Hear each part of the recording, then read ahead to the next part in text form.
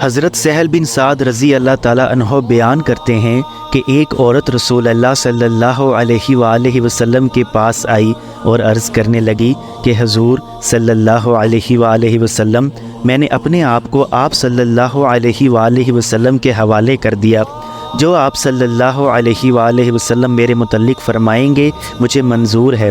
آپ صلی اللہ علیہ وآلہ وسلم نے سر جھکایا، وہ عورت وہیں بیٹھ گئی۔ ایک صحابی نے کھڑے ہو کر عرض کیا، حضور صلی اللہ علیہ وآلہ وسلم، اگر آپ صلی اللہ علیہ وآلہ وسلم کو ضرورت نہیں تو میرا ہی اس سے نکاح کروا دیجئے۔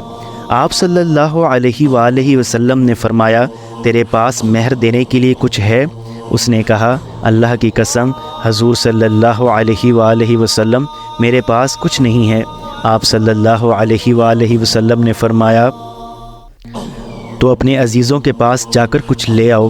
وہ گیا اور واپس آ کر کہنے لگا، اللہ کی قسم یا رسول اللہ صلی اللہ علیہ وآلہ وسلم، مجھے کوئی چیز نہیں ملی۔ آپ صلی اللہ علیہ وآلہ وسلم نے فرمایا، جا اگرچہ لوہے کی ایک انگوٹھی ہی مل جائے وہی لے آؤ۔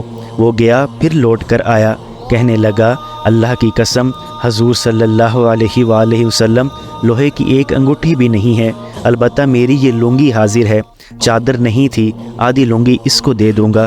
آپ صلی اللہ علیہ وآلہ وسلم نے فرمایا، بھلا اس لنگی سے کیا ہو سکتا ہے؟ اگر تو پہننے لگا تو عورت پر کچھ نہیں رہے گا، اور اگر عورت لے گی تو تیرے پاس کچھ نہیں رہے گا۔ یہ سن کر وہ مسکین صحابی رضی اللہ تعالیٰ عنہ مایوس ہو کر بیٹھ گیا، بہت دیر تک بیٹھا رہا، پھر کچھ دیر کے بعد اٹھا اور چل دیا۔ آپ صلی اللہ علیہ وآلہ وسلم نے دیکھا کہ وہ پیٹھ موڑ کر چل دیا تو فرمایا، اس کو بلاؤ۔